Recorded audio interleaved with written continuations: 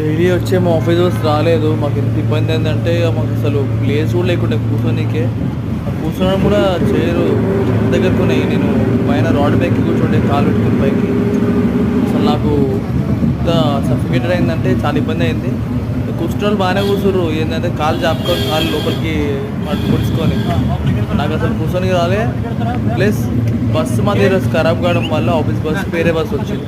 ఆ బస్సు ఎంత ఎట్లుండే అంటే ఇక చిన్న ఇంట్లో 50 మందిని వేసి ఆడిని ఉండండి అంటే ఎట్లుంటే చిన్న రూమ్లో. అది లిఫ్ట్లో మనం పోతున్నప్పుడు 10 మంది ఎక్కితే దిగాలని చెప్పి దానికి మనకి సింబల్ ఇస్తుంది, కాషన్ ఇస్తుంది కదా బరువు ఎక్కువైందని. అట్లుంది మా పరిస్థితి ఈరోజు ఇక్కడ బస్సులో. మస్తు ఇబ్బంది అయి ఉండే. లాస్ట్కి ఇక అట్లా ఇట్లా చేరి సికింద్రాబాద్ వస్తాం. సికింద్రాబాద్ నుంచి మళ్ళీ తార్నాగర్ నుంచి అప్సిగూడ నుంచి మెల్లగా బస్సు డైరెక్ట్ ఇక ఆఫీస్ నుంచి వచ్చిందంటే మధ్యలో ఏడాపాలు ఆడ ఆపుతుంది. వేరే ఎక్స్ట్రా స్టాప్స్ ఏమి ఆపదనమాట. డైరెక్ట్ కాలనీ అంబేద్కర్ నగర్ కాలనీకి వస్తుంది. మళ్ళీ అంబేద్కర్ నగర్ కాలనీ స్టార్ట్ అవుతుంది మార్నింగ్ 8:20 అట్లా. ఆఫీస్కి వెళ్ళేసరికి 10:30 అవుతుంది.